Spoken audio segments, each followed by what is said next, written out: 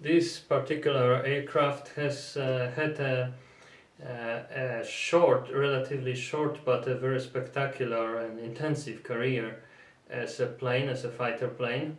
This is a typical fighter plane for fights, plane versus plane fights. Of course, it's Mikoyan Gurjevich, the MiG 29. It has been planned in the 70s mostly to counter American and all other NATO constructions, and it was a decent plane. It had one very striking advantage over NATO planes, over F-15s, F-16s, the Tornado, Saab, or Saab, and Jaguars. It's speed. The high, the stress on the stress is the pressure put on speediness, on being really fast, because those planes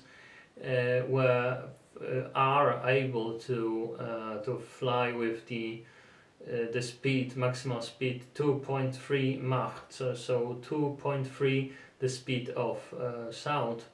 So it is really impressive. This is one of the fastest typical planes, not counting the prototype special types of planes, very artsy-fartsy planes. But this is an example of a very speed normal plane. It has been developed in the 70s, as I said, and it was put into air in 1977, and from 1982 on, this plane was forming the part of Russian military air forces. So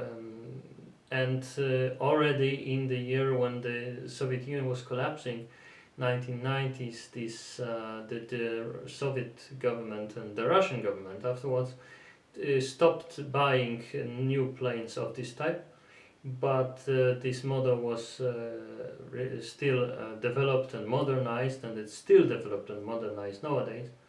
So it's a very able construction, and it proved to be more or less worthy adversary of the NATO planes. So this element of tremendous speed and maneuverability is very typical for Soviet aggressive tactics, air tactics, and it's manifested in the constructions like the Sukhoi 27 and the Sukhoi 35. So these planes were also projected with the thought about the thought that they should be able to start to put into air from a very improvised and poor conditioned places, not very high-tech airports, but also from poor terrain, from the rocky terrain and so on, and they have been equipped in the elements that prevented sucking up the element that could really put the engine into danger.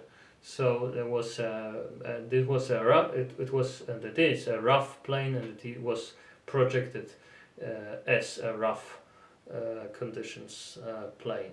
Very Russian, very tremendous.